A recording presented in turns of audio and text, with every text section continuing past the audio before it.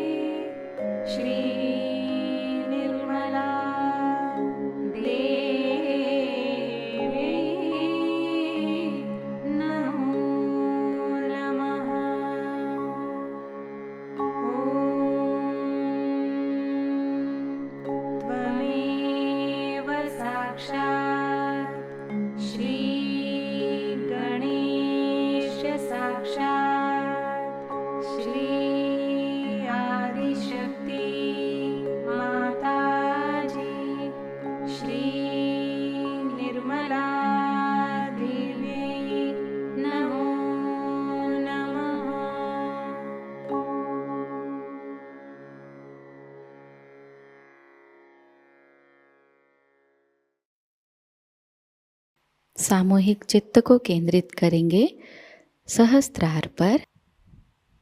परम पूज्य श्री माताजी कृपावंत होकर हमें निर्विचार अवस्था प्रदान कीजिए।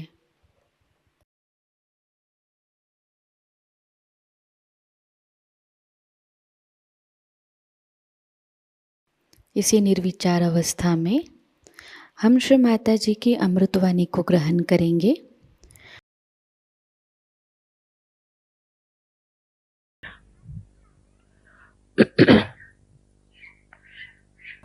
Deity within us, because he is the Vishnu who resides in the void, in the Navi. He is the one who generates dharma within us. When you got your realization, I didn't tell you don't do this, don't do that. I never told you that this is not good, that is not good. You just did it because Shri Vishnu was awakened within you. He is in the void, and if he is awakened, he brings you to the light, removes your ignorance, removes your darkness, and you start seeing that whatever you were doing was destructive for you. And that's how the dharma is established. Of course, the dharma was established also by all the 10 gurus who came on this earth, the prophets, who taught us about dharma. Close this first. Keep it moving if you like. So this combination of Shri Vishnu and the 10 gurus is to establish dharma within us. Now this dharma is taught by prophets, as you have seen everywhere. They have said don't do this, don't do that. They have talked of 10 commandments. Every prophet has talked about dharma, what is to be done. Up to a point when Christ also had to talk about it, and he says, thou shalt not have adulterous eyes. But Shri Krishna is the one who says that I come on this earth when there is a glani, means demise of dharma. When the dharma becomes weak, then he comes on this earth and then he destroys the people who are responsible for bringing dharma to this level of doom. The second thing he says that I protect the saints. I protect the saints and I kill all those who are devils or who are satanic, who are destructive. These are his promises which he gave long time back as Shri Krishna. As Vishnu, we know him only as the one who is the giver of dharma, mainly. But all his potent qualities really were expressed when he came as Shri Krishna. At the time of Sri Rama also, these qualities could not be expressed in that way. So Shri Krishna's first half of his life he spent in Gokul and Vrindavan, where he showed his beautiful expression of his character as he made it what he calls as Leeladhara. The one who said that you become a witness. You witness the whole world like a drama, Sakshi Swarupa. And then once you see the whole world as just a child watches, in a childlike mirth and joy, you enjoy life. That has happened to you people, that you have become like citizens of Vrindavan and Gokul. The way you are enjoying yourself, enjoying each other's company, enjoying the bliss of God. There he showed also, by killing Kaliya, by killing Putana and other people, that if anybody tries to trouble such joyous children of God, he is the one who will definitely protect and kill all such evil forces which are troublesome. But later on he becomes the king. And when he becomes the king, he uses his powers in a different way. First of all, if you see, his own uncle, his own relation, his own uncle, mother's brother, was Kamsa and was such a bad man. So Shri Krishna didn't spare him. He killed him. He killed so many people. Before becoming the king, he killed so many people. Now what does that mean? That his own uncle he killed. One quality that he has, which Christ had, we can say, or so many saints had, is forgiveness. He did not believe in forgiveness. He is the only one who said that I have to punish. We have to have somebody who should punish also. If you are like Shiva, then Shiva used to even love Rakshasas and in his innocence used to give them also blessings. But Shri Krishna did not believe in forgiveness at all, because it was important that there should be somebody with a very stern mind, with such a stern understanding that a devil is a devil and devil must be killed.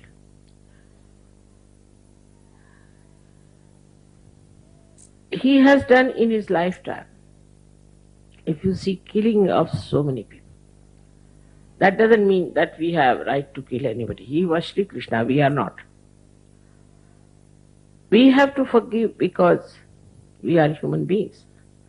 Once we forgive, we transfer all our anger, all our attitude of taking revenge to Shri Krishna. He takes over. Once you say that I forgive, then he takes over, because he does not forgive. He will immediately take over from you. And if it is justifiable, if it is necessary, he will punish the people who are torturing saints, who are destroying the dharma. Now it is very surprising that whatever is preached by the person, that area becomes just the opposite of it. It's very surprising. Like we said that Christ said, thou shalt not have adulterous eyes. Christians are the worst as far as their eyes are concerned. In the same way, in the Hindu religion it is said that everybody has the spirit. Still the Hindus believe in the different castes and communities and fight with each other. Everything that was preached just the opposite of it is followed. If you read even Quran, in the Quran, Muhammad Sahab has all the time said about rahmat, means compassion. But you don't find it anywhere. He has not said about Shariat, he has not said of many things which are being practiced by Muslims just on their own. He never said that women should cover their face or cover their heads. But it is practiced, and not practiced with vengeance. So what it shows to us is this, that whatever is preached, just the opposite of that people try to do. And when such things happen, the dharma goes down. Now, as you know that Krishna, his country is America. He rules over America. So, it is a rich country because Shri Krishna is Cabella. He is the Lord of wealth. So he has given wealth to America. Then he is for jana, means communication. His another quality is that he is the one who communicated. It was he who danced with gopis and gopas. It was he who transferred his powers to them. So the communication part is one of his greatest qualities that is working in America. So they are going just the opposite way, that if there is a war, say with Saddam Hussein, so America is going. If there is Korean war, America is going. Everywhere there is any problem, America has to go. I mean, one can ask question, who are you? Why do you bother? Keep to your own country, enjoy yourself. Why are you sending troops all over? Why are you looking after everyone? Even the formation of UN and all that is done under the guidance of the Americans. They play a very important part in the formation of these United Nations and one world and peace and all sorts of things. But actually, if you see, the main thing that Krishna had taught, they are missing. They are all right for communication, they are all right for establishing relationships between countries. But the worst thing they have done is that there is no dharma, no idea of dharma, no morality. Democracy without morality. To talk of morality in America is something out of the blue. They cannot understand anyone who talks of morality. Now, of course, the pangs of their doings is really torturing them. And also, they are realizing, some of them, that because of immoral behavior, they have come to a point where 65% people of that country who are Americans may suffer from some disease or may just die out at a very young age. When it is coming as a starking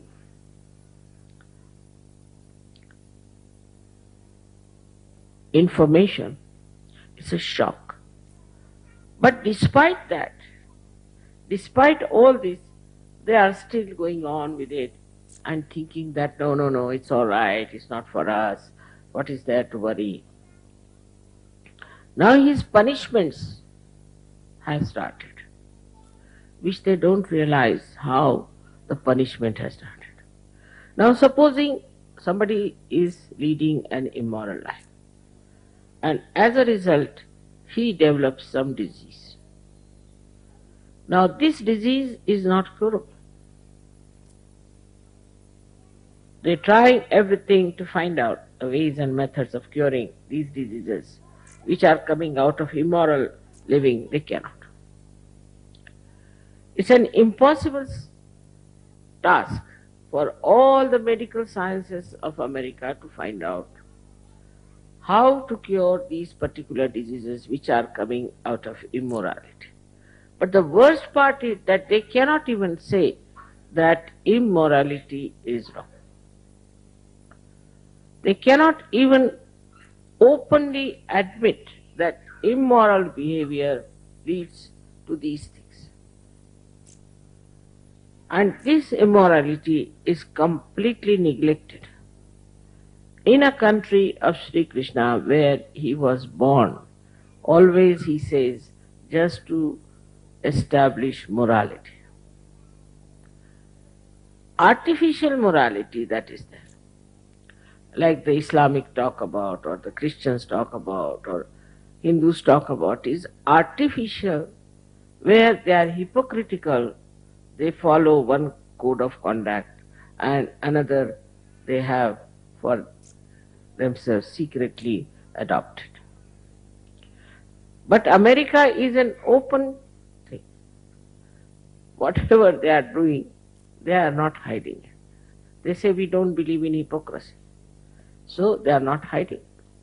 And this has led, this country is such a vast, beautiful, rich, prosperous country, into such a ditch that I do not know how it is going to recover unless and until it takes to Sahajayoga.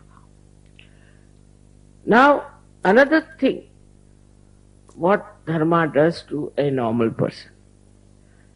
A dharmic person is one who is always introspective by nature. He tries to see, am I doing things all right? Is it correct? He doesn't allow his mind to justify wrong things. That is one of the signs of a real dharmic person. He may not be a Sahajayogi, but he will ask himself, is it right or is it wrong? But that capacity is completely gone in America. They never try to introspect themselves. On the contrary, they always say, what's wrong? Those people who go on like this will definitely fall into a mess of things that will have no moral conduct, moral guidance. It is introspection which gives you an awakened conscience which tells you this is wrong. They may be guided in one part. For example, you see, they might say that we are all right in administration maybe, or we are all right for, say, our railways, our shipping, our other things, or maybe other economic banks, or whatever it is. But all these things are extremely superficial for human beings, and they are outside. The inside is all managed by the conscience, and also through moral inspection of yourself. People say, Mother, what is this conscience? Conscience is there. It is there all the time. But a person who has to be conscious about it. I have a conscience. And this conscience has to answer. That conscience that is within us is the light of Shri Krishna within us even before realization. As you know, the ascent takes place of Kundalini through the Sushumna, which is guided by Mahalakshmi. She is the power of Shri Krishna. By listening to your conscience, you develop a proper channel of Mahalakshmi within us. But the people who have no conscience, in a particular line it's not so, it is in every line. in every way. Otherwise, one chakra will be all right, another chakra will be in jeopardy. So the conscience has to be referred to, which is beyond rationality. It is not rationality. Something may look like rational, to kill somebody or to snatch somebody's money or to grab somebody's land, may seem. But conscience will tell you that this is not right. At a time when people invaded so many countries and tried to overpower them, it was America, which was the only country, you must understand, never went out of their bounds to become empires. It's very surprising what kept them there. Because at that time when all this nonsense was going on all over the world, and that era when people didn't mind subjecting other people, taking away their lands and becoming this thing, America had stopped at that time. Before doing that, they had done once for all. They had occupied the area, they became the landlords, they became this. Of course, they were foreigners. But after having done that, the era when people started expanding their empire, they did not do it. Now, what is the reason why they didn't do it? We should ask a question. When others were expanding their empires, why did not America do it? The reason is very simple. At that time, some great people with great conscience were born in that country. And they guided that country. Like you can say, Washington was there. Of course, there were so many people whom if I name, there will be a big list of those people. But if you see their character, their life, the way they live, Abraham Lincoln, if you see his life, full of conscience, full of conscience. And they didn't allow the nation to be drifted away to the ambition of gathering other countries and making them their slaves, and this they didn't do. So in the first place, when I should say Columbus went there, conquered them and tried to, actually he didn't do much, but Spanish and then others and then Anglo-Saxons, all of them, when they conquered that country, once they settled down there, as if that era was over for them, once for all. And then they started talking about freedom, of democracy, of higher values. But the karmas of their past, the way they killed so many Aborigines, so many Red Indians, will not be forgiven by Shri Krishna, unless and until now they take to Sahajayoga. Despite that time when they did not try to overpower other countries and to spread their empire and do all kinds of cruelties like Hitler, they didn't do that. And they always stood for something that is justice, tried to, at least then they become hypocritical also. But on the whole, on the face of it, they tried to show that they are for uniting the whole world. They against racialism, against fundamentalism, all this, this some sort of an idealism they propagated. But despite all that, all these ideas of self-destruction started working in them. So, I would say it is nothing but their karmas are working against them. And that's how the violence is so much rampant. So many diseases, so many things. It is very remarkable that all these troubles have started very, very recently in America. Because the exposure is coming up. To add up to that, we had lots of false gurus who went there and captured innocent, simple people who were seeking the truth. We have lost so many of them in America. Also there, I would say, in the atmosphere were these curses of the people whom they had killed, which reacted and they took to something that was wrong. Why should they have taken to wrong things as far as their personal life is concerned?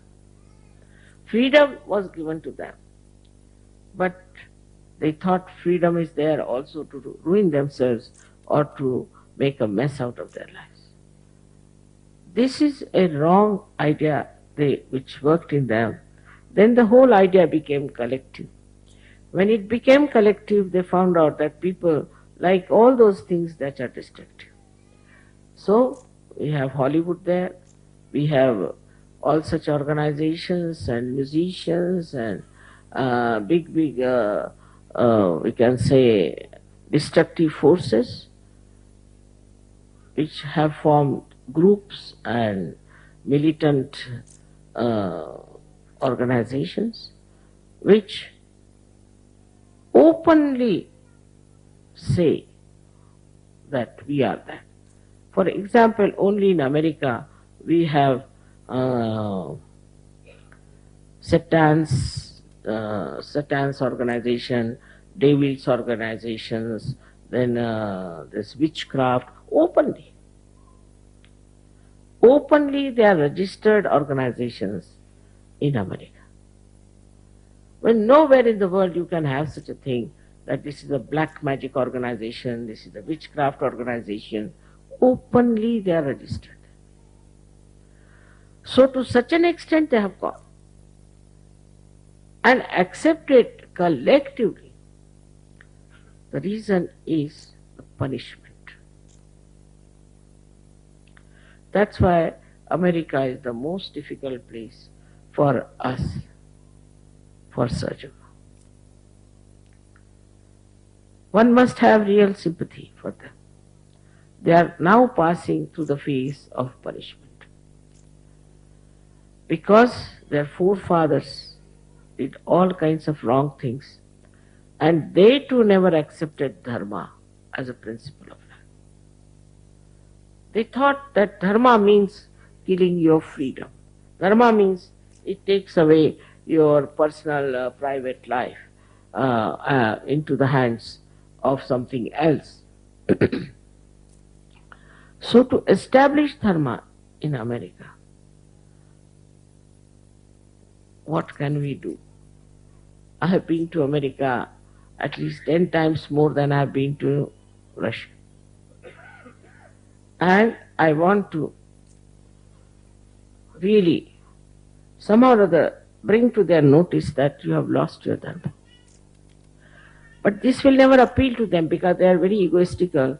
If you tell them like that, then they'll be very angry. On the contrary, those who tell them like Rajneesh and all these people, oh, this no dharma, their weaknesses, their egos are pampered, then they are very happy. So it's a difficult task in that country to make people understand that you are under punishment. That this punishment you can only overcome if you become Sahajogis. With Sahajayoga, their dharma will be awakened and all their punishments and all their curses will be over. It is America which needs Sahajayoga much more than any other country. My concern for America is for the same reason. I am not saying so much about South America, but more about the North America. But even in South America, what I found is that it is a kind of a nation where they have no guidance at all about dharma, no guidance. Openly they are doing carnival, this, that. I mean, how can you do it in a country, all those things? They are following the footsteps of North America. Like in North America, they have that Halloween nonsense. I mean, imagine openly on the street doing Halloween nonsense. So they are following Carnival. To them, what a thing it is to go to Rio, as if there's a very big achievement, and going into that Carnival from all over the places, from Australia, people are coming. All is working against them very much. Their situation is so bad in so many ways that it is not easy to explain why they are going to that limit. Like 13-year-old girls are made into prostitutes in Brazil. Openly. All their trees are cut in Amazon. Openly. Whole smuggling is done openly. Their politicians are corrupt. So much of black magic there. So much of black magic. Openly that. They are just following the footsteps of North America. The dharma is like this Catholic Church is there. What is it going to teach them dharma? This Catholic Church. So they go to church, they do everything, and they come back home with same ideas that they have. There are countries and countries which are so very poor. So that shows that Cabela's attention is not on that country. Normally, poor people are dharmic, normally. Because, you see, money gives them these ideas to do all nonsensical things and ego.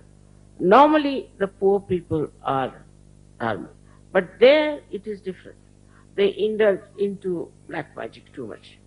They were telling me that it is the black magic which came from Africa and they have accepted. But so much it is developed in South America that it is impossible to understand that how they have accepted this nonsense so easily to curse themselves. Now, we have to understand that these problems also exist within ourselves on our Vishuddhi Chakra. If we have to keep our Vishuddhi Chakra all right, we have two sides, as you know, the left and the right. So the right side is the Vishuddhi Chakra, which is speaking, which is talking about dharma, which is on the aggressive side, we can say. Now those people who are aggressive, who talk in an aggressive manner, who are, say, trying to dominate others by their talks, are the people who are right-sided. I have shown people, those who really do wrong things. Say a person, a servant, steals something. You call him, he'll be so rude to you that you'll be amazed. This man is so rude, how can he have been able to steal something? He's not afraid, he's answering you back so nicely. So those people who are right-sided can cover up any sin that they have committed, any wrong they have done, any murder they have done by their talk. It could be a talk which is very aggressive, blatant. People might think, oh, how can that be? This man is telling so loudly everything, and you are stunned. And you think, no, it's not possible. How can a person who says this? In this way, we too, as ordinary human beings, indulge into all kinds of nonsensical things, and then we try to justify it by talking, wriggling out of it. You know, as many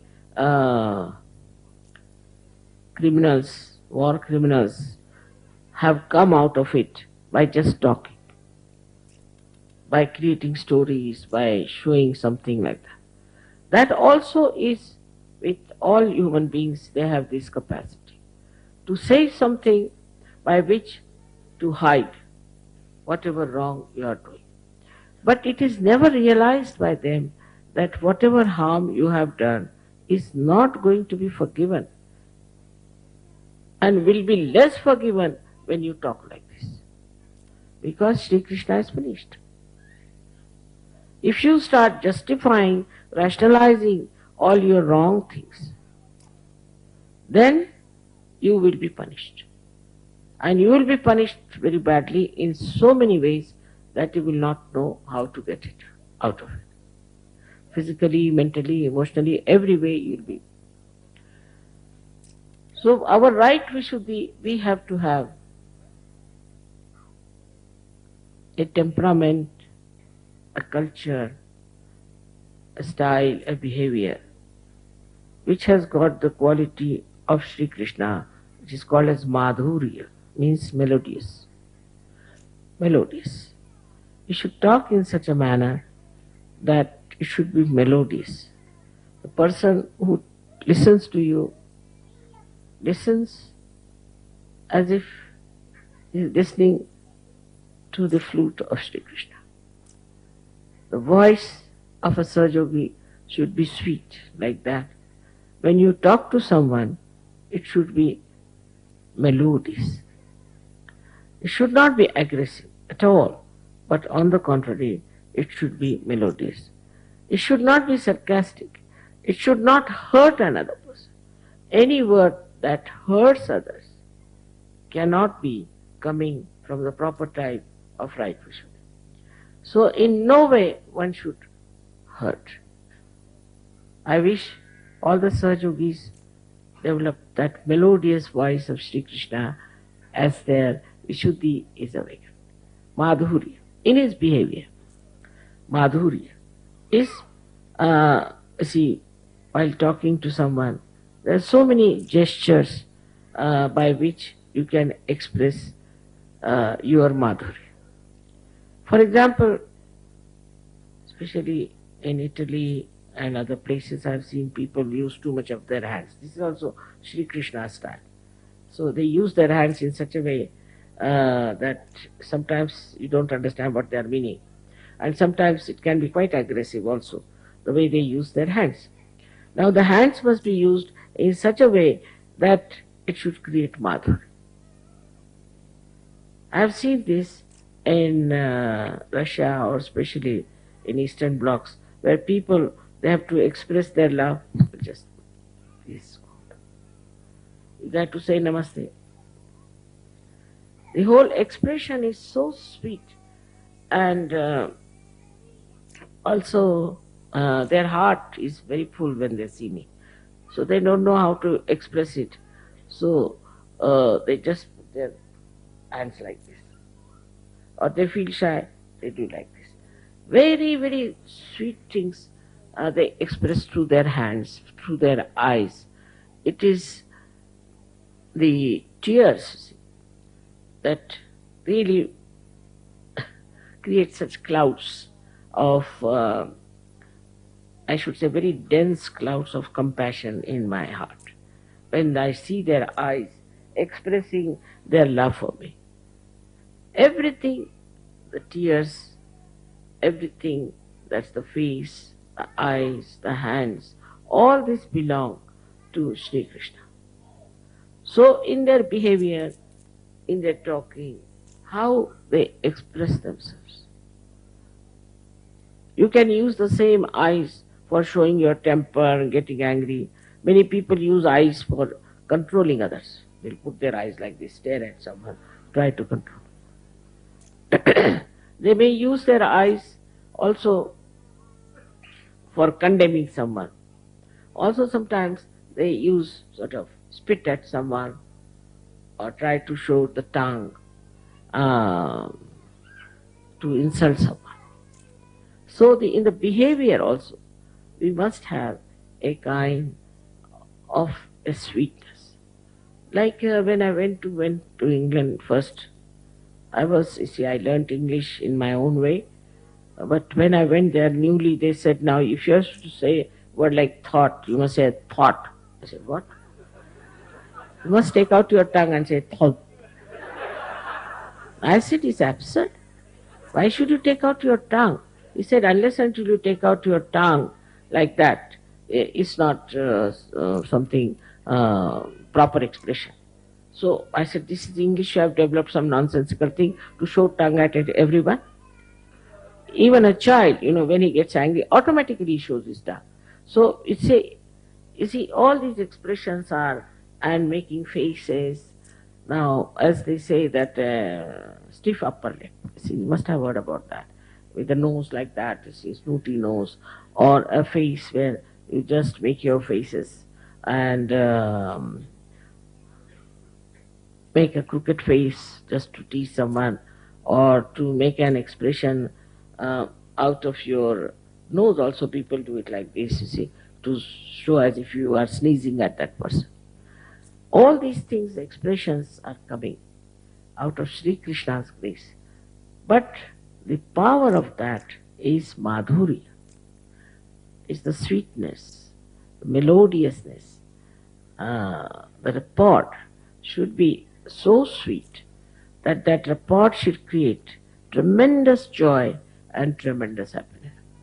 As you have heard the song of Baba Mama's, On My Eyes, only I looked at him, I says with that glance, that generated that beautiful music in him. So, as far as possible,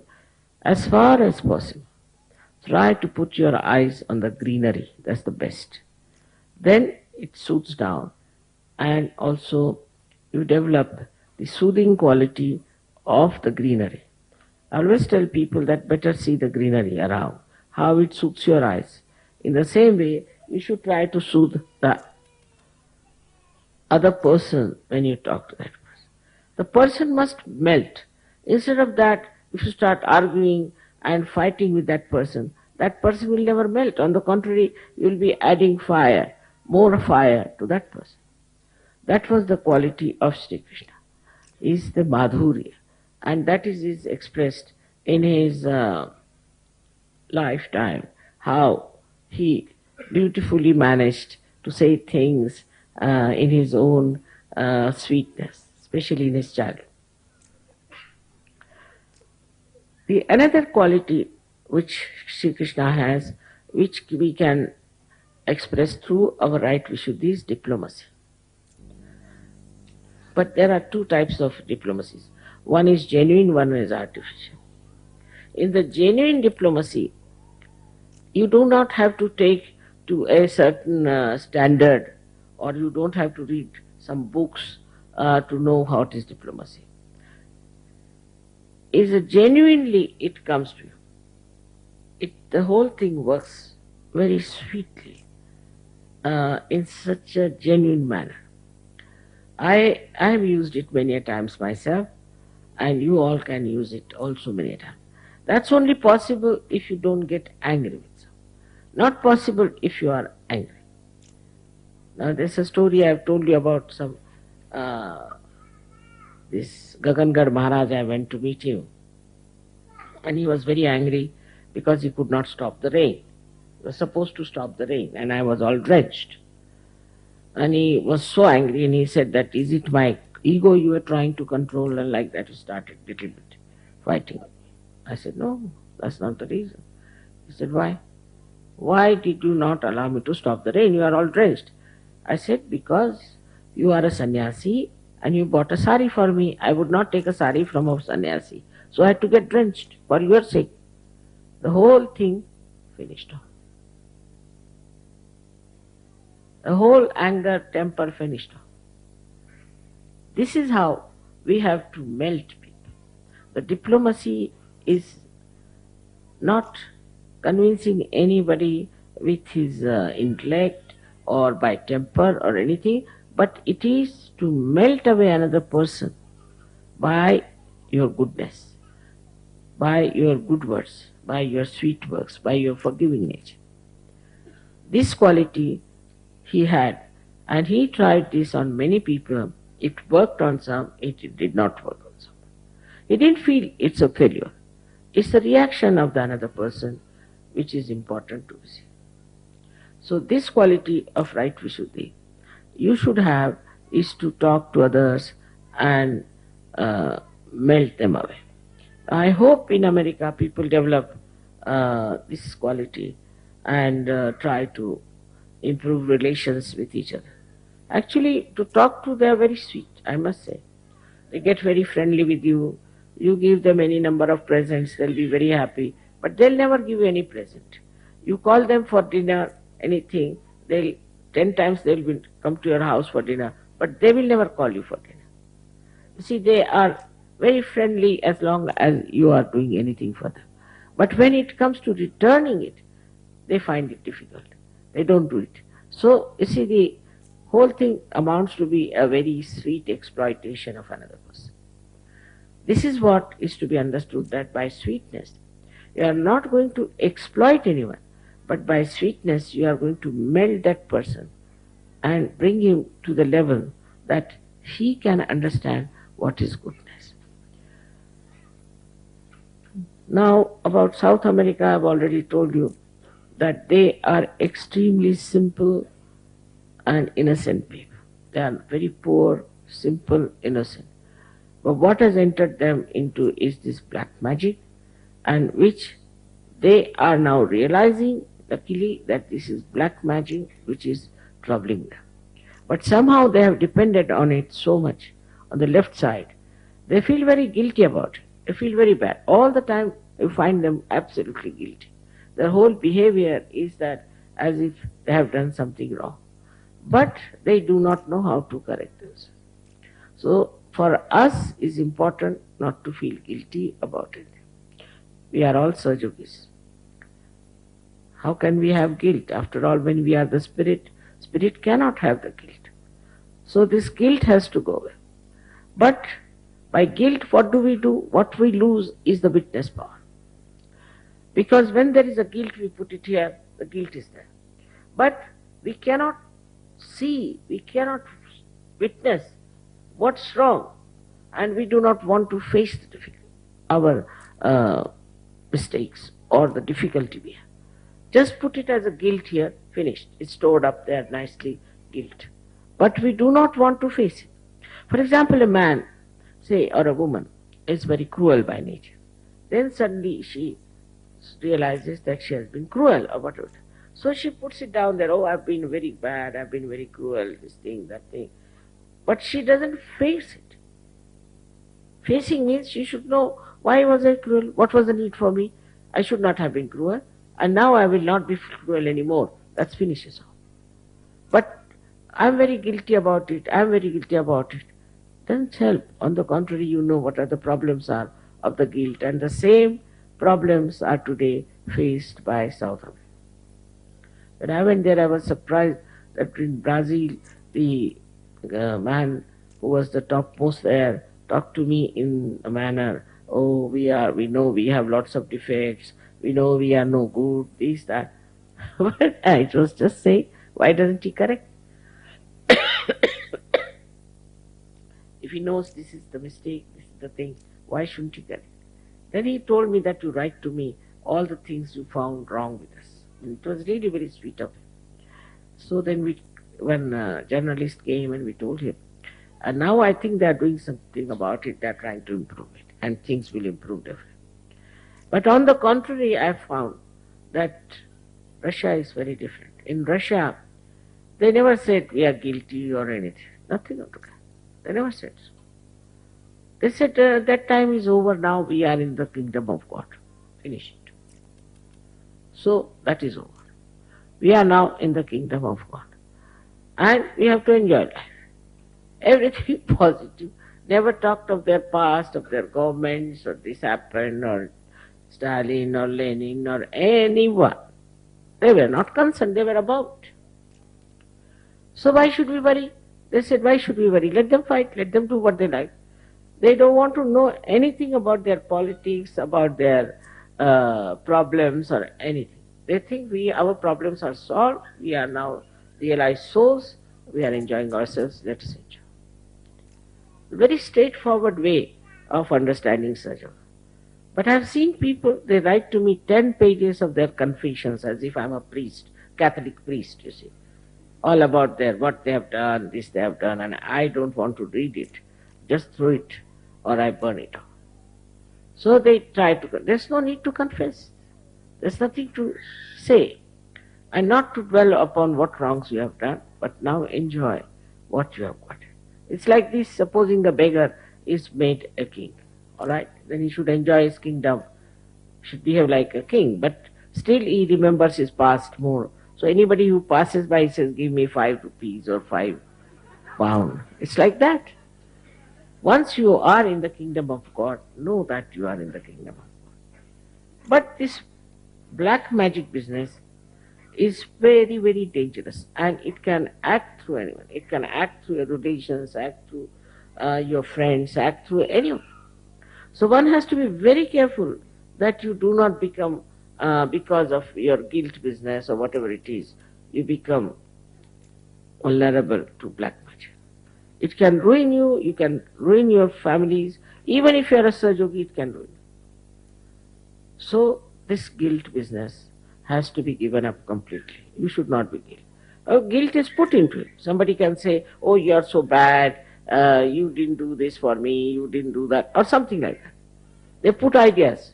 Then you start feeling, oh, I should have done this for them. I should have, it was wrong on my part or something.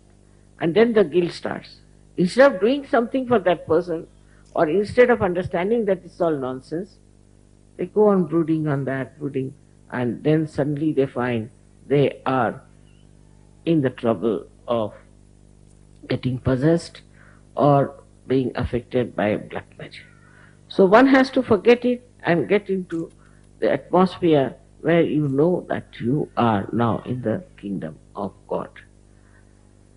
For Shri Krishna, whatever is to be said is less than what is said, I always feel, and that his main work is through our brain. That is Virat. He works through our brain. And as Shiva works through our heart, he works through our brain. And after Sahaja, after enlightenment, all the subtleties of the brain and the knowledge starts manifesting and expressing itself. But the greatest thing that happens, that integration takes place in your brain. It's not that your heart wants one thing and your brain wants another. The integration takes place, and when that integration takes place, it's so easy to lead a very dharmic life. Even without thinking about it, without reading about it, you just become dharmic. You are not to be told that you have to be dharmic. Innately, you become dharmic because your brain, which normally is used for rationality, for justifying all that is wrong, becomes dharmic, becomes divine. This is the greatest thing that Shri Krishna does to you, is to make your brain itself dharmic. It becomes a vehicle of understanding dharma, of leading a dharmic life, and of standing firmly on dharma. It's the brain. It is the brain which इसी अवस्था में हम कुछ समय निशब्द ध्यान में बैठते हैं।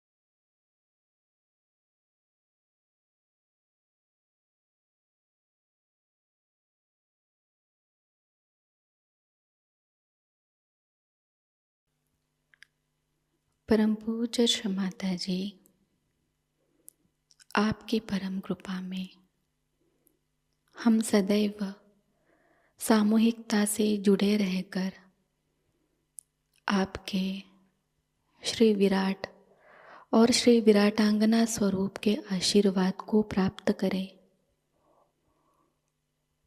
हम सदैव निरानंद अवस्था को प्राप्त करें।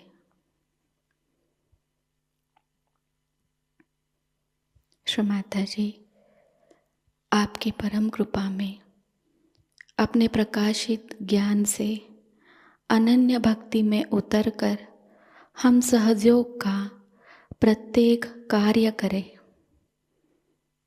और उस कार्य को करते समय हम अकर्म अवस्था को प्राप्त करें।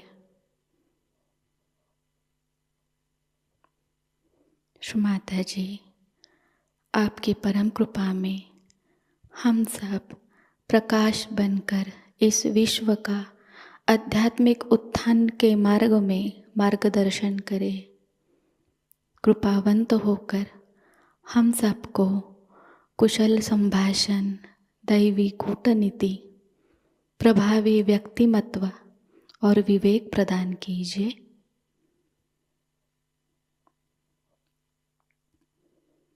श्री माताजी, आज का यह सामूहिक ध्यान हम आपके श्री चरणों पर समर्पित करते हैं। कृपावंत होकर हम सबको और इस विश्व को आशीर्वादित कीजिए। परम पूज्य श्री माताजी को प्रणाम करेंगे और सामूहिकता में कुंडलिनी चढ़ाकर बंधन लेंगे।